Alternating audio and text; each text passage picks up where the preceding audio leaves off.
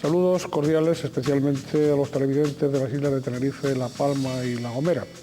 Y nuestra más cordial bienvenida a don Pablo Matos Mascareño, diputado del Partido Popular por la provincia de Santa Cruz de Tenerife, miembros de los comités regional e insular tinerfeños de su propio partido. Don Pablo, bienvenido.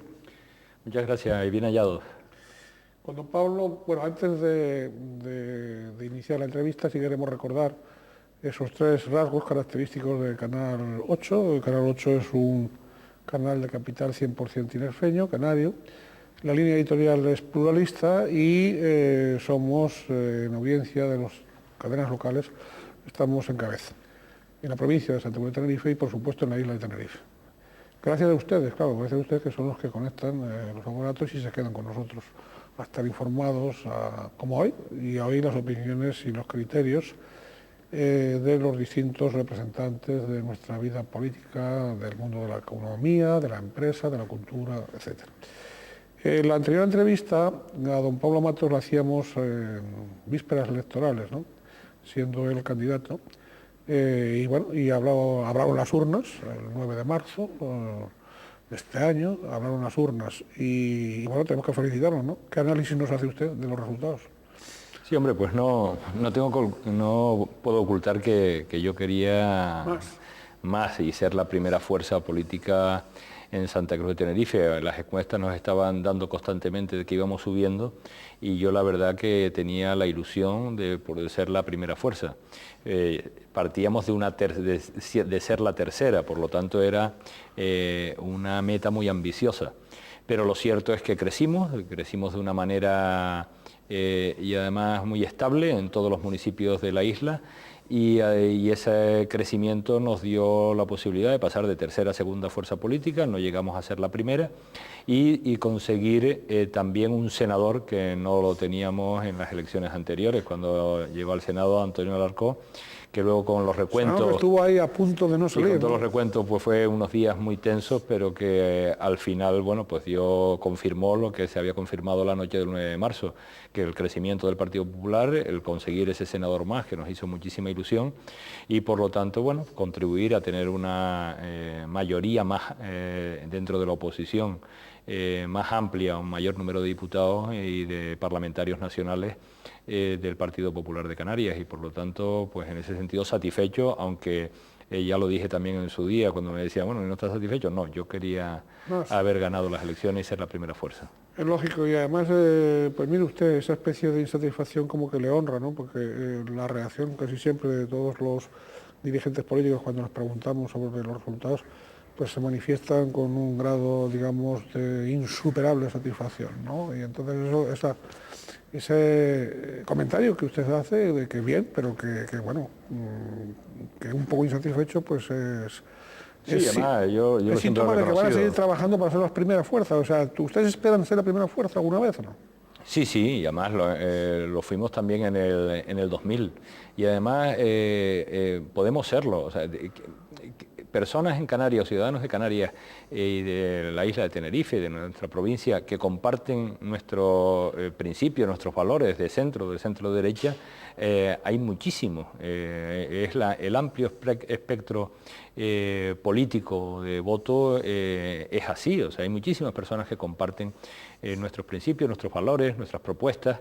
Lo único es que también hay que obtener su confianza. No basta con que compartan, sino que llegue bien nuestras medidas. Hay veces que determinadas posiciones no son comprendidas porque no hemos sido capaces de explicarlas bien, y por lo tanto lo que intentamos es que esas propuestas, estos debates que tenemos internos, esa toma de decisiones y las propuestas que hacemos lleguen con mayor nitidez y con mayor claridad, porque estoy seguro que los principios, el concepto que nosotros tenemos de España, el concepto que tenemos de la lucha contra el terrorismo, el concepto que tenemos de la economía, de la solidaridad entre las diversas comunidades autónomas, pues yo estoy seguro que es compartido por la mayoría de los ciudadanos canarios. Claro que sí, lo que no comparten la mayoría es lo de la guerra de Irak y todas esas cosas, pero bueno. Sí, hay cuestiones que no, y por supuesto que no comparten, pero y la mayoría de los tampoco lo compartían, entonces. Hombre, yo creo que ya a estas alturas se ha visto que si nosotros y si el gobierno hubiera tenido los datos que se tienen ahora, igual las decisiones hubieran sido otras. Claro. Don Pablo, crisis económica, crisis financiera, crisis del sistema capitalista. ¿Ante qué género de crisis o frente a cuántas crisis hemos de enfrentarnos? ¿Cómo ve usted todas las crisis? Porque dicen, no, hay interlocutores que dicen, no es una crisis solo económica, es una crisis financiera. No, es una crisis. ¿Qué tipos de crisis tenemos aquí? Son varias. Sí, yo creo fundamentalmente dos. España tenía una situación económica complicada, producto de que un gobierno que estaba con la inercia de la política económica anterior, pero como le decía Mariano Rajoy constantemente a Zapatero durante la legislatura pasada, la situación económica es como un reloj de los antiguos, de los que había que darle cuerda. O sea, funciona mientras tienen cuerda, pero de vez en cuando hay que darle cuerda. Y había que tomar alguna serie de medidas, hacer algunos cambios, alguna serie de modificaciones, porque la situación no estaba siendo la misma. No se puede mantener una misma política económica, unas mismas medidas, con una inflación al 1,8% que al 5%. No se puede tener la misma política económica con unos tipos de interés al 2,2% o al 5%. Y no se puede tener la misma política económica con un barril de petróleo a $50 que a 100.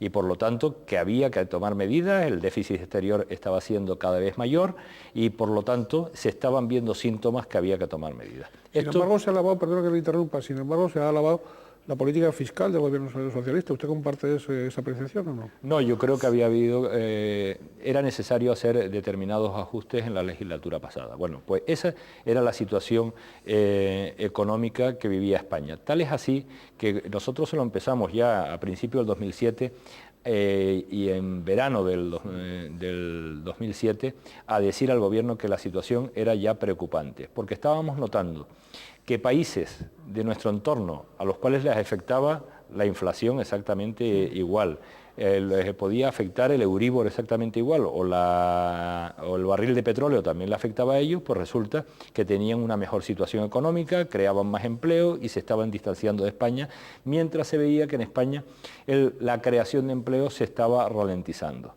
Ahí le dijimos nosotros al gobierno que tenía que cambiar y el gobierno no cambió absolutamente nada.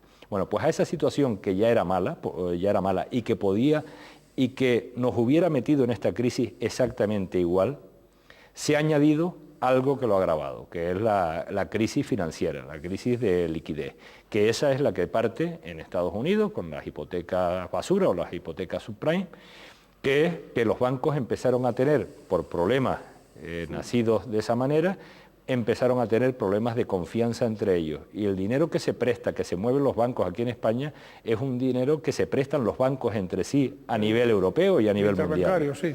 Exactamente. Y entonces cuando nadie empezó cada vez a prestarse menos dinero nadie a nadie, y por lo tanto los bancos empezaron a tener problemas de liquidez para conceder los préstamos y por lo tanto a endurecer las medidas. Por lo tanto, lo que ha hecho esa crisis financiera es agravar la situación económica española. Pero lo cierto es que hace 4 meses o hace 3 meses países de la Unión Europea seguían creando empleo y nosotros ya empezamos a destruirlo.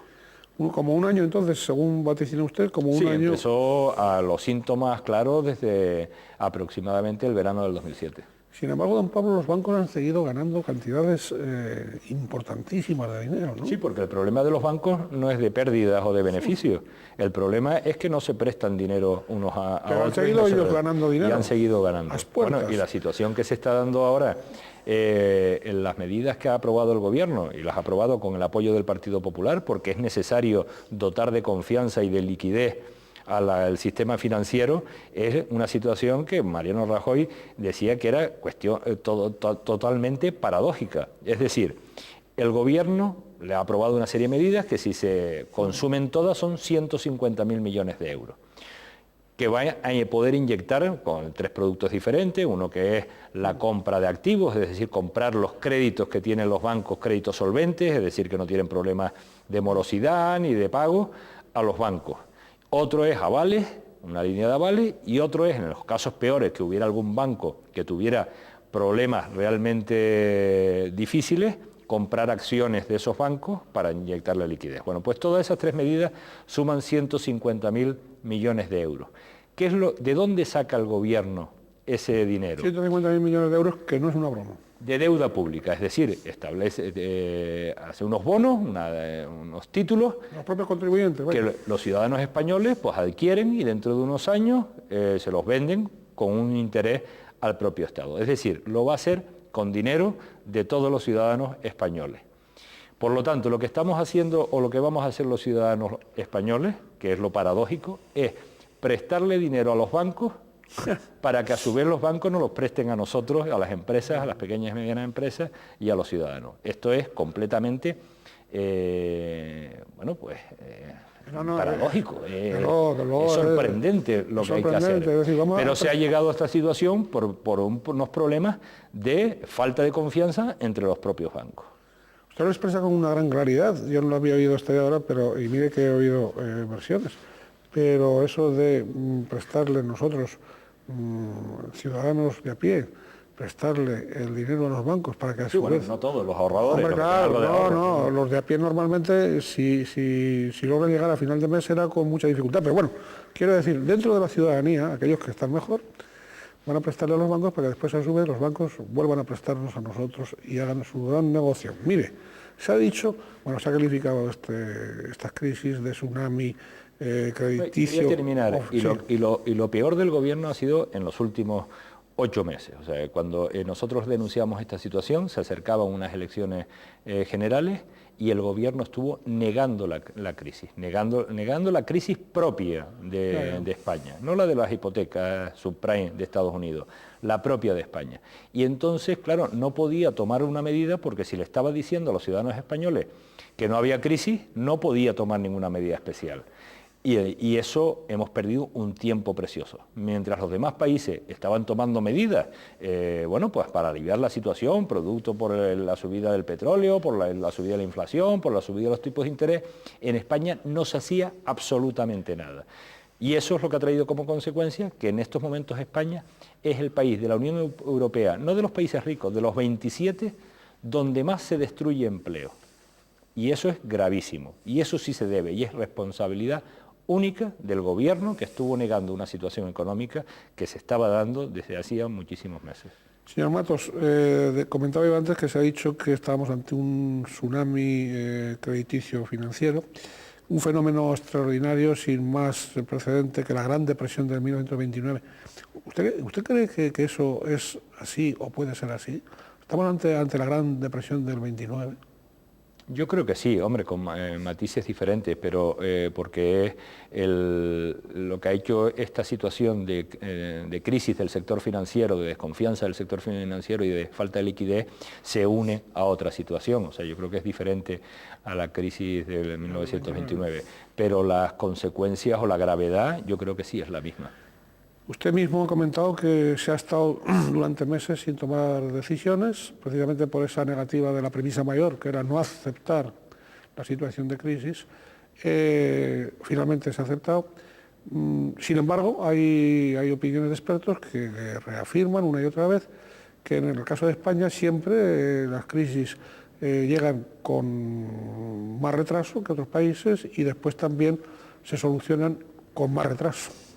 Sí, es que la situación ahora, lo que ha aprobado el gobierno son 3 medidas que han tenido el apoyo del Partido Popular, pero van dirigidas a paliar la situación de la crisis financiera y por lo tanto de ayuda y de dotar de liquidez al sector financiero. Nosotros hemos exigido y al final el gobierno pues ha tragado en que una transparencia en donde van 150.000 millones de euros.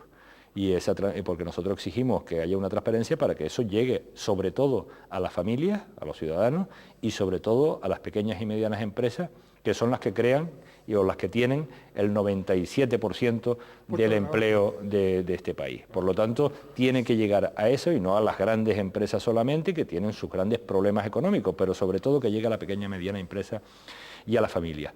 Pero eso es una parte de la situación crítica en la que vivimos. Hay otra parte en la cual el gobierno no ha establecido ninguna medida. Hay muchísimas familias y los presupuestos de ahora, los presupuestos que están en las Cortes, no toman ninguna medida. Por ejemplo, lo están pasando muy mal las familias con hipotecas, que no llegan a final de mes. el índice de morosidad se ha triplicado en un año. Es decir, los ciudadanos que no han podido pagar su hipoteca al llegar al final de mes, el número se ha triplicado. Esto es gravísimo. Y el Gobierno no tiene en los presupuestos ninguna medida dirigida a estos ciudadanos. Recordando que son 8 millones de hipotecas las que hay en España. Ni una sola medida. Luego lo están pasando mal las pequeñas y medianas empresas, principalmente por la reducción del consumo. Por lo tanto, no tienen liquidez, porque tienen menos beneficios, menos ventas, y aparte de eso se le suma la crisis financiera. Bueno, pues en los presupuestos generales del Estado no hay ninguna medida extraordinaria dirigida a las pequeñas y medianas empresas. Hay los créditos, las líneas de crédito normales, pero medida extraordinaria ninguna. Y han cerrado en este último año 11.000 pequeñas y medianas empresas en España. Por lo tanto, nosotros le hemos dicho al Gobierno que estos presupuestos, la única partida que sube es el de las prestaciones por desempleo. Es decir, el Gobierno sabe que el paro se va a disparar y ha aportado esa partida. Pero para medidas para mantener el empleo, para que no haya esa destrucción de empleo, no existe, medidas extraordinarias me refiero, no hay ninguna. Claro, esa es una perspectiva suya como diputado, diputado del Congreso y, claro, diputado a Cortes, pero después tenemos también, dentro de lo que es la crisis española, las crisis españolas, tenemos la propia crisis en Canarias. El otro día usted conocerá el informe de las cámaras de comercio, sí, que hablaba de la caída de la confianza empresarial en el caso del archipiélago, con una cantidad de puntos tremendos, es decir, ya desde el 2007, ¿no? Como usted comentaba antes del 2007, pero que ahora ya ha sido el descalabro, ¿no? Entonces, y ahí probablemente, supongo que ustedes que cogobiernan, el Partido Popular con Coalición Canaria, cogobiernan en Canarias, algo tendrán que hacer en los próximos presupuestos, ya que no lo hace, digo, en la medida de lo posible. Claro. Es que también, en la medida, usted lo ha dicho, en la medida de lo posible, porque los instrumentos de política fiscal que tiene el Gobierno canario no son los mismos que tiene el Estado. Tiene margen, algunos, porque siempre niegan la mayor, siempre se lo echan a Madrid. No, pero tiene algunos, pero por ejemplo, del impuesto sobre la renta de las personas físicas tiene un porcentaje pequeño, del impuesto a sociedades no tiene absolutamente ninguna política económica. Ha tenido, puede tener los impuestos cedidos, que son el impuesto de transmisiones patrimoniales, el impuesto de actos jurídicos documentados y el IJIC, el impuesto que la recaudación ha caído por falta de actividad económica. Pero tiene poco y por eso yo creo que los presupuestos que ha presentado José Manuel Soria son unos presupuestos sobre todo austeros, pero no en la inversión, sobre todo austeros en lo que es el gasto corriente. Y además luchando con unas diferencias estatales. Nosotros tenemos, por ejemplo, de los 2/3 del presupuesto, 1/3 del presupuesto es sanidad. Bueno, pues en sanidad la deuda que mantiene el Estado con Canarias es brutal y la financiación que tiene el Estado con Canarias en respecto a sanidad y con respecto a la población flotante que tenemos, pues no está contemplada ni el crecimiento de población que ha habido en los últimos años. Por lo tanto, se está luchando para tener esos ingresos, pero mientras no se tengan, tiene que apechugar con ellos el Gobierno de Canarias. Y por lo tanto, y luego es fundamental, el Gobierno tiene una capacidad inversora y además muchas de las obras que se están haciendo son prefinanciadas por el Gobierno de Canarias. Pero lo que no tiene lógica es que lo que es inversión productiva que crea empleo, porque la inversión no solamente hacer una carretera o una autopista que es necesaria, es también tirar de la economía y debería ser una medida anticíclica, es mantener las inversiones. Bueno, pues nos hemos encontrado que sin tener justificación ninguna, en lo que es inversión directa, en otras partidas, no estamos hablando en becas o en otras cuestiones, lo que es inversión directa del Estado, pues la Comunidad Autónoma de Canarias es la que más se recorta por parte de la Administración Central. Y entonces dice, ¿qué explicación tiene que sea la Comunidad Autónoma de Canarias? ¿Es que antes se había invertido más que en otras? ¿Es que no es necesario aquí en Canarias? ¿Es que tenemos otras ventajas que no tienen otras comunidades autónomas? Y no existe respuesta a por qué ha sido Canarias donde más se ha producido ese recorte. Iremos, don Pablo, a los presupuestos enseguida, pero antes yo quería comentar alguna otra cosa en general, en relación con la crisis.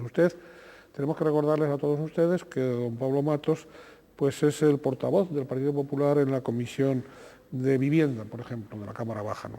Comisión de Vivienda, una comisión, hombre, todas las comisiones son importantes, pero hablando de la vivienda, es particularmente importante desde el punto de vista familiar, desde el punto de vista social. Yo les preguntaría, bueno, que nos cuente un poco las incidencias en el sector de la, tal como lo ven ustedes, en el sector de la vivienda. Si usted prevé que esas devoluciones que hay de hipotecas y de pisos y de tal se van a frenar o se van a multiplicar, porque hasta ahora no se pueden pagar, ya usted lo ha comentado antes, pero el problema no es las que no se pueden pagar, sino que parece ser que, dado que va a ser el año que viene, el 2009 y el 2010, cuando se toque fondo en la crisis, o sea que esto va para largo, parece ser, bueno, pues ante esas hipotecas, ante esas dificultades tan enormes que tienen pues muchísimas familias con la vivienda, ¿cómo ve usted el panorama? ¿Y qué tipo de soluciones caben, si es que cabe alguna? Pues mire, la situación, la verdad que en el sector de la vivienda, en casi todos los aspectos, está mal. Está mal. Y el gobierno, que hoy ha sacado la ministra, ha dado las líneas de lo que puede ser el plan de vivienda, pues no responde a las necesidades. ¿Ella ha dialogado con ustedes, por ejemplo, para el plan de vivienda ese? No, directamente con nosotros no. Ha tenido algunas conversaciones con las comunidades autónomas.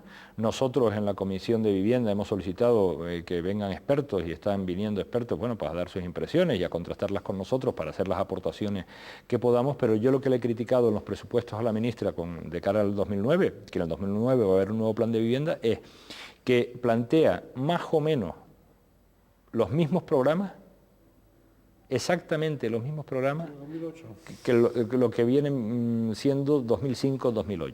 Es decir, ante una situación completamente diferente, plantea exactamente lo mismo. Y eso nos preocupa muchísimo. ¿Por qué? Mira, el problema fundamental, o uno de los problemas fundamentales en estos momentos, es que la vivienda, que hay muchas familias hipotecadas que no llegan a final de mes y no pueden hacer, no pueden pagar, pagarlo. Nosotros le hemos pedido al gobierno que plantee una solución. Nosotros, y yo, bueno, a través de mí como portavoz de vivienda, le hemos ofrecido la nuestra y le hemos dicho, incremente usted la deducción por vivienda. Pero eso, dice, bueno, eso solo se ve en el momento del pago del impuesto sobre la renta de las personas físicas. Y le hemos dicho, no. Y se modifique también en los reglamentos para que el pago de la hipoteca se tenga en cuenta en el cálculo de las retenciones que se le hacen mensualmente a cada asalariado. Es decir, igual que a un asalariado no se le retiene lo mismo, una persona que sea solo o que tenga 4 hijos, pues lo mismo, el pago de la hipoteca que se tenga en cuenta. ¿Y para qué es esto? Para que todos los que tengan hipoteca tengan en su bolsillo mensualmente, porque le retienen menos, una cantidad y que puedan llegar a pagar la hipoteca. Es lo que nosotros le hemos propuesto al gobierno. Y el gobierno no solo ha rechazado esa propuesta, sino que no plantea ninguna diferente. Luego, ha caído, efectivamente, la construcción de viviendas. Pero lo preocupante, que también lo es porque influye en el sector económico en general, es que haya caído la construcción, el inicio de construcciones de vivienda libre, pero también ha caído el inicio de construcción de vivienda protegida. Y eso no lo puede permitir el gobierno. Y yo he planteado una serie de medidas para que dinamizar el suelo, que ya está calificado para vivienda protegida y que está calificado por todos los municipios en virtud de las leyes del suelo de hace una década, de hace 10 años, que todos establecían reservas de suelo para vivienda protegida, lo que pasa es que no se desarrolla.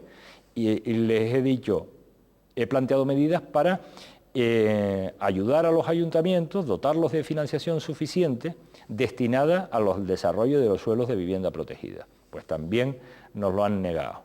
Y el que caiga la vivienda protegida es gravísimo en unos tiempos de crisis como los que estamos viviendo.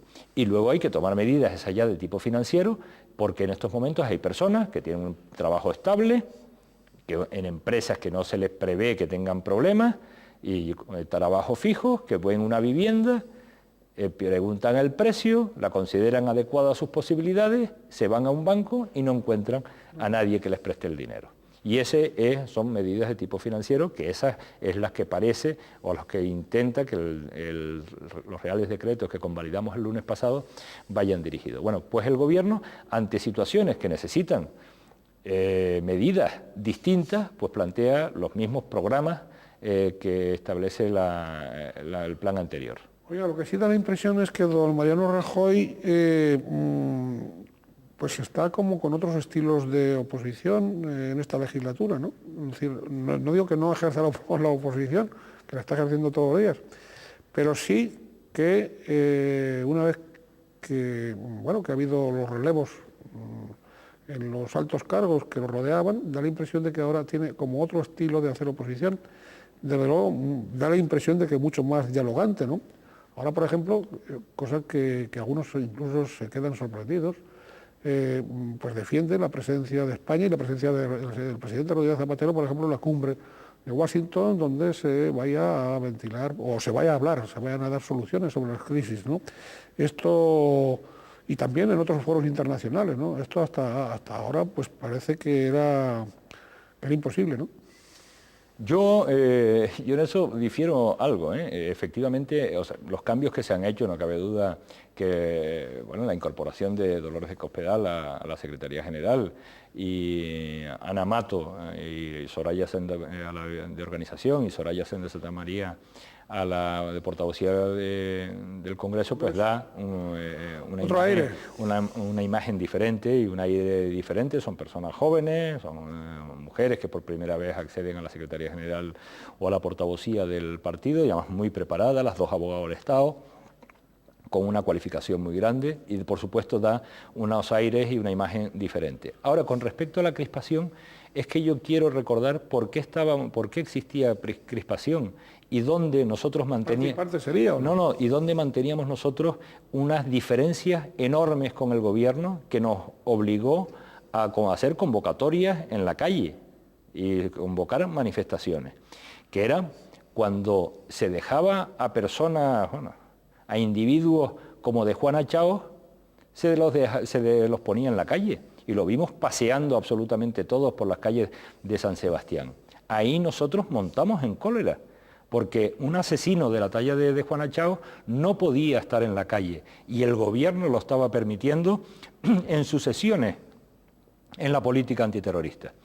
Nosotros también montamos en cólera cuando le retiraron los cargos contra Otegi, y montamos en cólera cuando se legalizaron y permitieron que ANV, primero el PSTV, el Partido Comunista de las Tierras Vascas, que era Batasuna, y luego ANV, que era Batasuna, se presentaban a las elecciones. En esos temas nos opusimos radicalmente y se creó muchísima crispación, pero es que el tiempo nos ha dado la razón. Aquello fracasó. A de Juana Chaos lo volvieron a meter en la cárcel hasta que cumpliera la condena, y ahora no se sabe dónde está. Otegi ha estado en la cárcel también todo este tiempo porque se dieron cuenta de que no servía para nada lo que estaban haciendo y que estuvieran en la calle, y ahora presentaron la ilegalización de la PSTV y de ANV. Es decir, todo lo que nos había marcado diferencias con nosotros lo están cumpliendo ahora. Bueno, pues si ahora lo que se hace es perseguir a los terroristas y meterlos en la cárcel, en eso estamos completamente de acuerdo. Y eso es en lo cual tuvimos unas diferencias enormes con el Partido Socialista. Y perdimos 4 años en eso. Perdimos 4 años porque el tiempo nos ha dado la razón y el gobierno tuvo que cambiar radicalmente la política antiterrorista, porque con estos asesinos no se puede negociar. Y por lo tanto eso es lo que creo que es crispación. Ahora no existe y estamos pues centrándonos, o nos podemos centrar en los temas que realmente deben preocupar al ciudadano o están incidiendo en la vida de los ciudadanos, como es la situación económica, el paro y la vivienda. Y ahí el señor Rajoy defiende la presencia del señor Rodríguez Zapatero y dice que se haga todo lo posible para que esté en esa cumbre. Sí, claro que sí, pues es que es bueno que España esté en esos foros donde se van a tomar decisiones importantísimas y que nos afectan a todos. El problema es que hemos tenido un presidente de gobierno que ha estado cabreando a todo el mundo. A los Estados Unidos cuando se sentó ante la bandera de los Estados Unidos, a Francia con manifestaciones o bromitas con Sarkozy, en Inglaterra pues tampoco es una persona bien apreciada cuando habló de Tony Blair, José Bono, y dijo lo que dijo de él. Bueno, pues en Italia pues también ha hecho algunas bromas sobre el presidente italiano, ha estado tonteando con Hugo Chávez, con Evo Morales, o sea, Con lo cual, pues claro, con Cuba pues ha tenido una política internacional que ahora le está pasando factura. Ahora, lo que estamos intentando es que todos estos países que están molestos, pues que miren un poco hacia un lado y que tengan en cuenta que España tiene que estar en esas reuniones. Siempre se ha dicho que en política internacional, o sea, pues hay que actuar de un modo coordinado y de un modo, sobre todo los dos grandes partidos, en este caso de españoles o de otro país, y que las diferencias pues que se ventilen de puertas para adentro, por aquello de que la ropa sucia se lava en casa, ¿verdad? Pero ante el exterior unir fuerzas, ¿no? Unir fuerzas. Bien, vamos con los presupuestos generales del Estado 2009, ¿no? Han fracasado las 6 enmiendas a la totalidad, entre ellas las del Partido Popular. ¿Qué ha pasado con la abstención del diputado de UPN y de esa crisis que todavía está sin resolver después de 17 años de pacto y de buen entendimiento entre el Partido Popular y la Unión del Pueblo Navarro? Sí, yo creo que ha sido un error enorme de Sanz, el presidente de Navarra, que es producto de que allí en Navarra se gobierna el Partido Popular con un acuerdo de legislatura, un acuerdo parlamentario con el Partido Socialista. Y el Partido Socialista forzó suficiente la máquina para decir, oye, yo te apoyo los presupuestos en Navarra, pero quiero que tus diputados, que ustedes como Unión del Pueblo de Navarra, no voten en contra de los presupuestos generales del Estado a nivel nacional. Y estos presupuestos no se pueden votar a favor porque no tienen ninguna medida para salir de la situación económica que estamos viviendo. Y entonces, pues nosotros en el grupo parlamentario, que los debatimos y que estos dos diputados forman parte del grupo parlamentario, pues se decidió presentar una enmienda a la totalidad. Y de los dos diputados navarros, pues uno de ellos se abstuvo y otro votó con el grupo parlamentario, con el Partido Popular. Y como esto venía instrucciones de Navarra, este diputado se abstuvo por sus instrucciones de su partido, pues en estos momentos pues están suspendidas las relaciones. Yo creo que bueno, ha habido mucha tensión, creo que hay que dejar posar las cosas, volverlas a hablar y replantear estos pactos y si es posible continuar y si no, pues nosotros volver a organizar lo que es el Partido Popular en Navarra. De todas maneras la actitud fue salomónica, ¿no? De los dos diputados uno votó con ustedes y el otro se abstuvo, por lo tanto ahí parece ser que el señor Sanz, el presidente de la Comunidad Foral, actuó de un modo más o menos calculado. No, porque el diputado que votó a favor votó desobedeciendo a su partido, ¿no? Y bueno, creo que le han abierto un expediente. Yo creo que ahora lo que hay que hacer es, aquellos asuntos que atañen a la política nacional, unos diputados que se presentan en elecciones bajo las siglas UPN-PP, pues tienen que hacer caso a lo que decidamos en el grupo parlamentario, en las instituciones tanto del Congreso de los Diputados como del Senado. Señor Matos, vamos ahora con los presupuestos generales del Estado y Canarias. Bien, el señor López Aguilar ha hablado de las enmiendas socialistas, de las propias enmiendas, que suman 80 millones de euros destinados al archipiélago, bueno, 5 de ellos, por ejemplo, para el ferrocarril, y que habla al final de un incremento del 2,4% en las cuentas con respecto al presupuesto del 2008. La crítica socialista, sobre todo, con ustedes y con Coalición Canaria, se ha centrado, como usted muy bien sabe,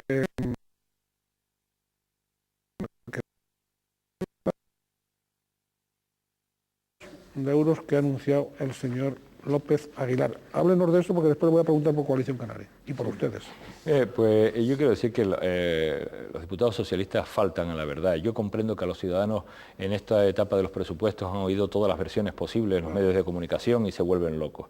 Pero los números son los que están en los presupuestos y hay unos datos clarísimos.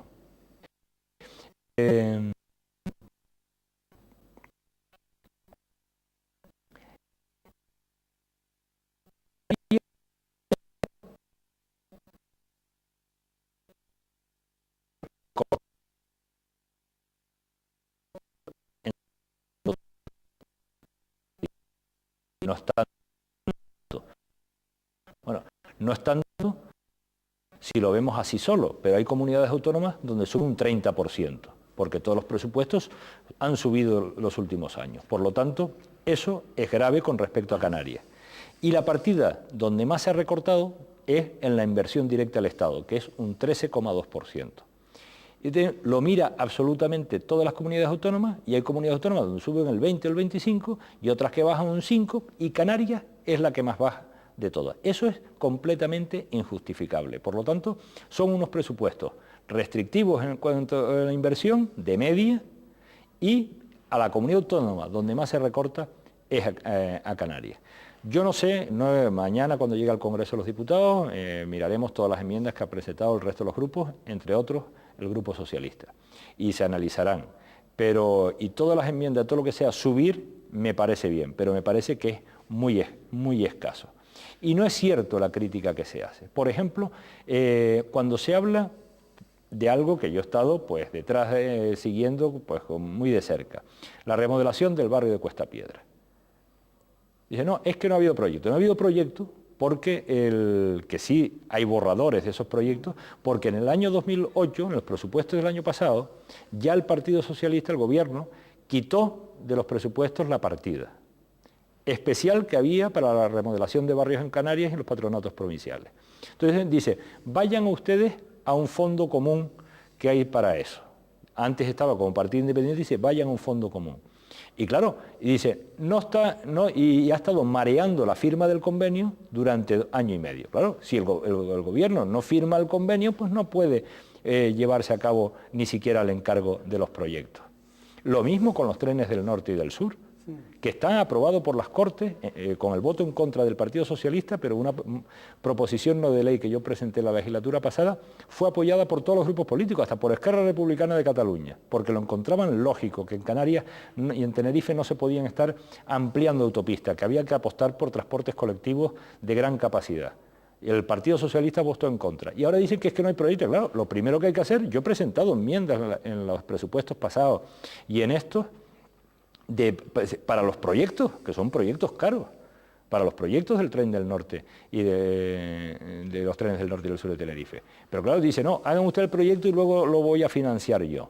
Eso no pasa con ninguna obra. Todas las obras del convenio de carretera se firma el convenio y luego se encarga el proyecto. Coalición Canaria el viernes pasado, anteayer, presentaba 71 enmiendas, ¿no? Con un aumento de más de 100 millones de euros, sobre todo en turismo e infraestructuras, y otros 40 al Plan Integral de Empleo, ¿no? Aparte de actuaciones educativas, etcétera. Yo quería preguntarle si el Partido Popular hará y presentará enmiendas singularizadas sobre el archipiélago canario o no. Sí, prácticamente las enmiendas, como todos estos números están hechos por el Gobierno de Canarias, todos los déficits, todo lo que sea, el Plan Integral de Empleo, lo de la compensación del ITE, los temas de transportes interinsulares, las subvenciones al transporte, todo eso serán muy similares a Coalición Canaria, bueno, porque son los dos grupos que forman el Gobierno de Canarias. Y luego, hombre, los diputados pues hacemos más hincapié en algunos temas que otros. Yo, por ejemplo, he presentado una enmienda para que se incorpore la remodelación de Cuesta de Piedra con la misma participación del Estado, es decir, el 50% del coste de la obra que tenía la primera fase que ya se remodeló, y en algunas cuestiones más concretas, pero las grandes partidas de lo que se refiere a financiación sanitaria, a financiación autonómica, a lo que es la compensación por el ITE, los transportes interinsulares, todas estas partidas son las grandes partidas que son prácticamente las mismas que vamos a presentar los dos partidos que en estos momentos apoyamos al Gobierno de Canarias. Don Pablo, le voy a preguntar por un imposible. ¿No cabría incluso algún posible acuerdo entre los diputados y los senadores de Canarias, prescindiendo de los partidos? Bueno, entre todos, por el bien del archipiélago, vamos a unir nuestras fuerzas y hacer digamos, enmiendas parciales conjuntas. Eso es inviable. Hombre, eso es difícil, eso es deseable para algunos temas concretos, sobre todo temas que pueden afectar directamente a las islas. Pero yo la verdad, cuando he planteado temas que aquí, incluso que aquí el Partido Socialista está a favor, lo he planteado allí en Madrid y en Madrid me lo rechazan los propios diputados de aquí. Por ejemplo, lo de la remodelación de barrios de Canarias o la obra de los trenes del norte y del sur, que presenté una enmienda que no era dotar de repente a 15.000 millones, ¿no? Era incorporar esas líneas de trenes a los planes ferroviarios nacionales. Nada más, simplemente eso. Bueno, pues eso fue rechazado por los diputados socialistas canarios. Oiga, donde sí ha habido unanimidad, me va a permitir el comentario, ha sido en las partidas del Congreso, ¿no? No han aumentado mucho, pero se han aumentado en los presupuestos un 0,89%, algo así como cerca de 100 millones de euros precisamente, y del Senado 0,72, 61 millones casi de euros, ¿no? Es verdad que ustedes han congelado los sueldos. Sí, para sueldos no es. Sí, no sueldos, pero no han congelado los gastos de representación. Yo, claro, los gastos de representación yo no sé quién lo tiene, le será la mesa del Congreso, los diputados no tenemos gastos de representación. Al final, bien, pero usted ve, ahí ha habido unanimidad, curiosamente. Hoy mismo, estamos el lunes, estamos a 27 de octubre, el Partido Popular emitía un comunicado, que usted conocerá, de 7 puntos, donde el primero rechaza cualquier tipo de soberanía, bilateralidad con el Estado, consideración de Canarias como nación, y se reafirma en su defensa y respeto a la Constitución española y al modelo autonómico que en ella se contempla. Y así hasta el séptimo, que dice: si Coalición Canaria planteara una reforma del pacto actual, el pacto de gobernabilidad, para que Canarias sea una nación soberana dentro de una confederación de naciones en España, el Partido Popular no la admitiría bajo ningún concepto. Bien, estamos hablando del pacto de gobernabilidad entre ustedes, Partido Popular y Coalición Canaria, y los posibles proyectos soberanistas o de cualquier tipo por parte de Coalición Canaria o de personas eminentes de Coalición Canaria o de dirigentes eminentes de Coalición Canaria. Bien, ¿qué nos dice sobre este comunicado? Yo creo que el comunicado es oportuno, sobre todo para dejar claro cuál es la posición del Partido Popular, porque nosotros tenemos un pacto de gobierno con Coalición Canaria, en el Gobierno de Canarias. Coalición Canaria ha celebrado su congreso este fin de semana y dentro de todas las cuestiones que pueden haber aprobado, que yo no las conozco todas, lo que ha saltado a los medios de comunicación son algunas posiciones que al menos pues ambiguas de cara al... sí, pues de quererle dar por lo menos sobre el papel un giro soberanista a las posiciones de Coalición Canaria, lo de la celebración del Día de la Nación Canaria, que me parece que fue a propuesta de las juventudes, y de algunas expresiones por el estilo, pues claro, nosotros hemos querido dejar claro que eso ha sido dentro del Congreso de Coalición Canaria y que no es absolutamente nada, se traslada al pacto de gobierno que tiene con el Partido Popular. Y lo que hemos dejado nosotros, que hemos querido dejar, que el pacto es el firmado, donde no había nada de esto, y que pueda continuar así, que nosotros lo cumpliremos así. Y si se quiere modificar ese pacto a unas líneas más soberanistas, pues que en ese caso pues no contarían con el apoyo, porque nosotros no compartimos esas posiciones. Y yo creo que es un comunicado muy escrupuloso y que deja claro cuál es nuestra posición. Don Pablo, usted es vocal del Partido Popular en la Comisión de Justicia. Háblanos un poquito de los conflictos últimos que ha habido en la Administración de Justicia y sobre todo la denuncia de jueces, magistrados, presidentes, etcétera, de la injerencia política en el Poder Judicial. Sí, bueno, la verdad que la situación de la justicia y sobre todo la renovación de los órganos de la justicia había sido también motivo de crispación. Perdone, ¿por qué no le dan ustedes más partidas en los presupuestos? Digo, el Partido Popular, al Poder Judicial, a la Administración de Justicia, más medios. Es absolutamente necesario dotarlos de más medios. Bueno, es absolutamente necesario. Efectivamente, la situación en la legislatura pasada todavía hubo diferencias graves entre el Partido Socialista y el Partido Popular en orden a renovación de cargos. Nosotros no íbamos a pasar por hacer una renovación política y además pactada con los partidos nacionalistas catalanes y vascos del Consejo General del Poder Judicial y del Tribunal Constitucional. Ahora han cambiado las cosas y hemos llegado a unos acuerdos y por lo tanto se ha producido ese bloqueo que existía en la legislatura pasada. Y con respecto a la situación y a las últimas, incluso, bueno, situaciones prácticamente de huelga que ha habido en algunos días pasados, pues tienen razón. A veces el gobierno ha hecho manifestaciones demasiado duras. Efectivamente, el caso de Mariluz es sangrante y yo creo que a todos nos raja por dentro saber que si este señor, este individuo hubiera estado en la cárcel, que tenía una orden de estar en la cárcel, de ejecutar esa sentencia, hubiera estado, pues esto no hubiera pasado, ¿no?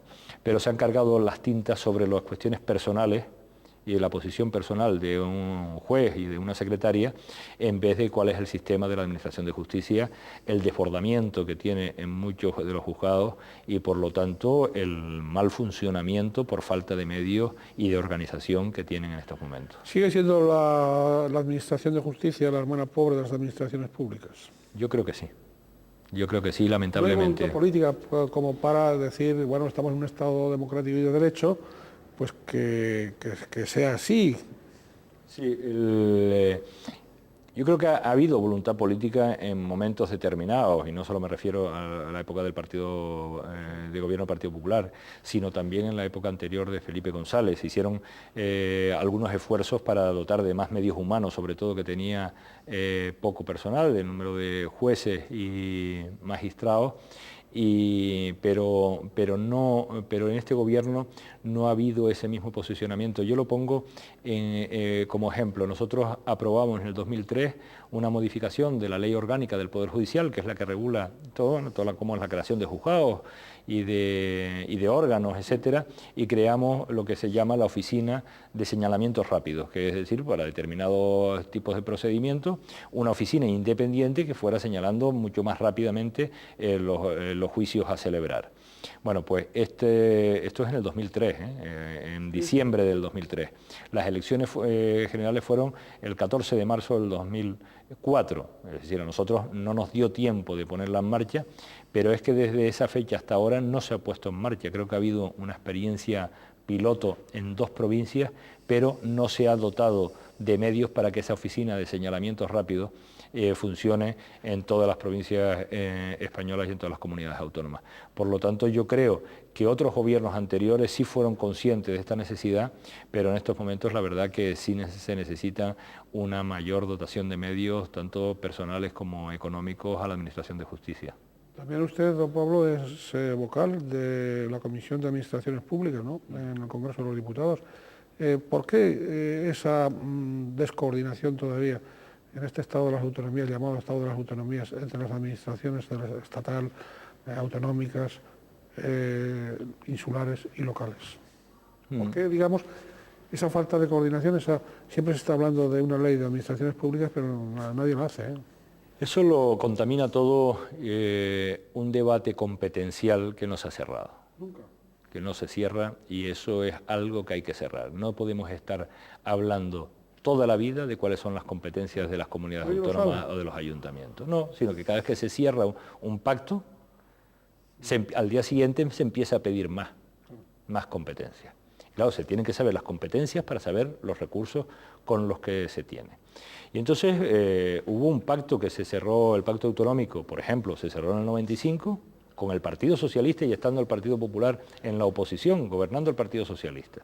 Y que el pacto, José María Aznar lo cumplió a rajatabla, es decir, vamos a dar a las comunidades autónomas las competencias que hemos pactado los grandes partidos, y José María Aznar lo llevó a cabo durante los 8 años. Cuando llegó el Partido Socialista, más que el Partido Socialista, Zapatero ha empezado a troquearlo todo, a cambiarlo todo y a aprobar estatutos, algunos estatutos de autonomía, donde se dice que la inversión en esa comunidad autónoma será en base a su Producto Interior Bruto, a su riqueza, como para Cataluña. Y ha aprobado otro estatuto como el de Andalucía, donde dice que la inversión será como el canario, lo de la media de la inversión media por población, con lo cual esos 2 sistemas son incompatibles. Y en estos momentos es imposible de cuadrar cuáles son las competencias que va a tener las comunidades autónomas para establecer los recursos. Y luego, fundamentalmente, que a mí me preocupa casi más, son los recursos para los municipios, para los ayuntamientos. Porque el municipio, yo he sido concejal también, es a donde va todo el ciudadano, a que le resuelva cualquier problema. La primera administración. Sea de competencia del ayuntamiento o no. Entonces, más cercana. Los ayuntamientos están atendiendo situaciones en las cuales no tienen competencia ni tienen recursos. Y por lo tanto hay que establecer lo que nosotros llamamos, y lo llevamos dentro del Partido Popular, lo que se llama la segunda descentralización, que es que las comunidades autónomas transfieran no solo competencias, porque ya las están haciendo los ayuntamientos sin corresponderles, sino también recursos a los ayuntamientos por parte de las comunidades autónomas. Nosotros somos partidarios de adelgazar un poco a las comunidades autónomas y dotar de más medios a los ayuntamientos. Los ayuntamientos. Oiga, don Pablo, muy breve porque ya se nos acaba el tiempo.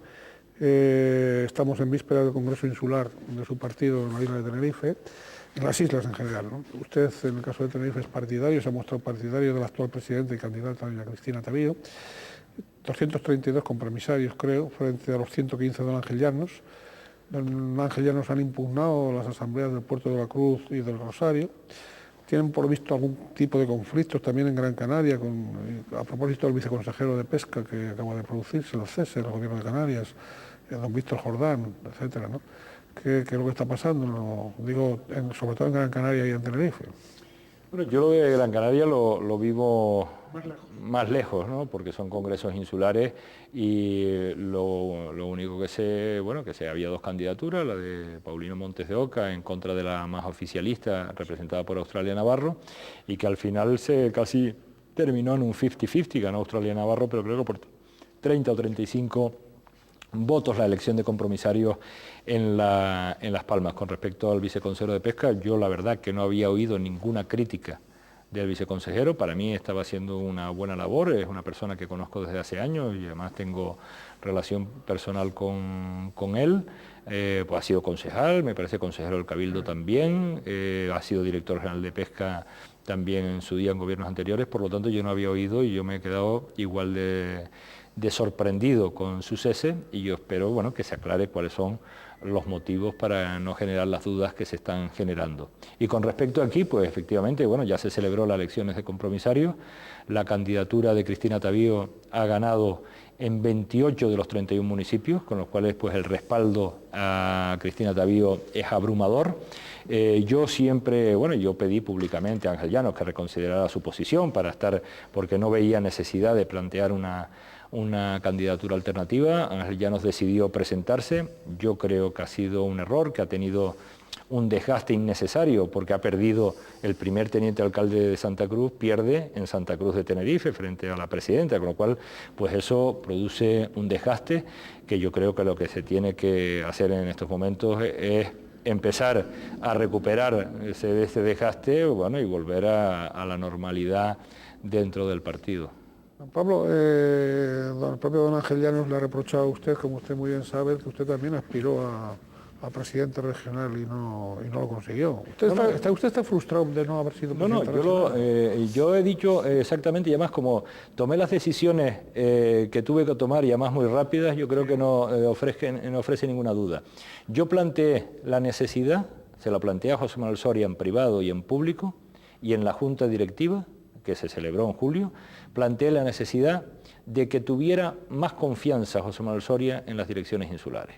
Que en este momento la regional, yo creía que las organizaciones insulares tenían que tener más peso en la toma de decisiones de la política regional hacia el exterior y también de la política interna regional.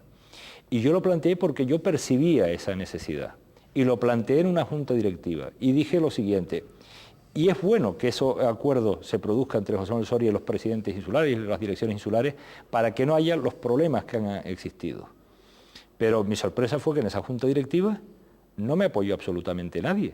Tuve la defensa personal de los miembros de Tenerife, de la junta directiva, pero de las demás organizaciones insulares no me apoyó absolutamente nadie. Entonces, claro, yo dije, yo no voy a liderar ningún proyecto colectivo si las direcciones insulares no opinan en público lo que yo opino. Pero luego dije, y lo voy a llevar esta posición al Congreso Regional. Y presenté una enmienda a la ponencia política en el cual decía eso, que se debería tener más en cuenta a las organizaciones insulares. Y bueno, y en esa enmienda, que fue un debate muy largo, muy tenso y muy denso, pues la perdí otra vez, pero ya por un 51-49% de los votantes, con lo cual sé que en el partido hay más personas, más militantes que opinan lo mismo que yo. Es verdad que no perdí, y además como lo perdí, luego el texto de la ponencia política, a pesar de no ser admitido esa enmienda, lo voté a favor. Pero conté con el apoyo de una parte significativa de los militantes. Oye, usted parece que se anticipó a lo que acaba de pasar en el Congreso, ya acabamos, el Congreso de Coalición Canaria, que ha vuelto a las AIC, es decir, parece ser, es decir, que ha vuelto un poco el esquema organizativo a contar con los presidentes insulares y no pasarlos por dar, sino considerar la importancia de las presidencias insulares y de las agrupaciones insulares. Sí, lo que pasa es que las AIC, lo que eran las AIC, no sé cuál es el modelo a partir de ahora, lo que eran las AIC es que eran 7 partidos que tenían que negociar entre ellos. Y lo que yo planteo no es eso, o sea, y además en la enmienda que yo presenté decíamos que nosotros teníamos que ofrecerle a los ciudadanos un proyecto político regional, no 7 proyectos políticos, uno solo. Ahora, en la conformación de ese proyecto político, para todas las medidas de ordenación del territorio, de vivienda, son completamente diferentes Fuerteventura que Tenerife o Gran Canaria, o La Gomera que Lanzarote. Completamente distinto. Entonces, en la conformación de ese proyecto político, la opinión de las direcciones insulares de las islas deberían ser más debatidas y tenidas en cuenta. Bien, pues muchas gracias, don Pablo. Como siempre nos quedan cantidad de temas para hablar, pero es cierto que no ha rehuido ninguno y es cierto que se ha acabado el tiempo y claro, no lo podemos alargar, ¿no? Una lástima. Queremos agradecerle pues, su presencia aquí, sus declaraciones, sus puntos de vista, su sinceridad y su profundidad en aquello que expone. ¿Y usted desea añadir algo? Nada más, agradecerles la invitación y hasta en una próxima ocasión. Le anunciamos que, como siempre, como es habitual, en Canal 8 tendremos ya no la entrevista, sino el debate entre ustedes, con presencia aquí de diputados y de senadores, de diputados de los distintos grupos que tienen representación en la Cámara, en las cámaras de las Cortes Generales. Como es habitual, esto periódicamente lo hacemos así. Contaremos otra vez con usted y, por supuesto, siempre vamos a contar en estas entrevistas de directo al objetivo. Gracias y gracias a ustedes, deseándoles, como siempre, que sean felices en la medida de lo posible.